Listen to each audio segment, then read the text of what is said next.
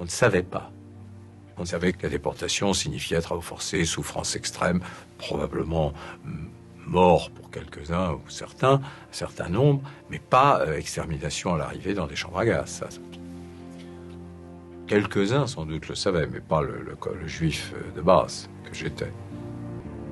J'ai compris que c'était perdu, fini, pour ceux qui avaient été déportés en mars 1945.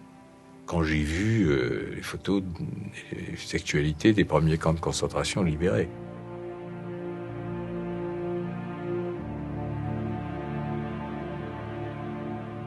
Et là, j'ai compris que c'était... Mon père ne pouvait pas avoir survécu à ça. Il n'était pas physiquement en condition de survivre à ça. Mon père a été déporté à Sobibor. Et là, tous ont été exterminés. J'ai reçu la visite d'un des survivants du convoi parce que lui, jeune homme, il avait 19 ans à l'époque, avec 2 ou 3 autres, je crois, s'était évadé.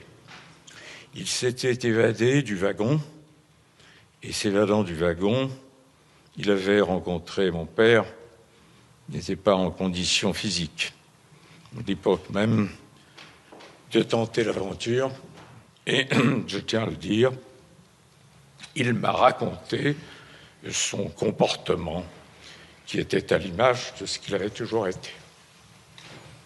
Humain, digne, ferme dans l'épreuve et réconfortant les autres.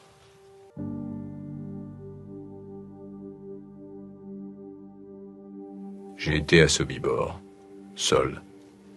Et j'y ai dit la prière des morts, donc j'ai fait ce qu'il convenait de faire.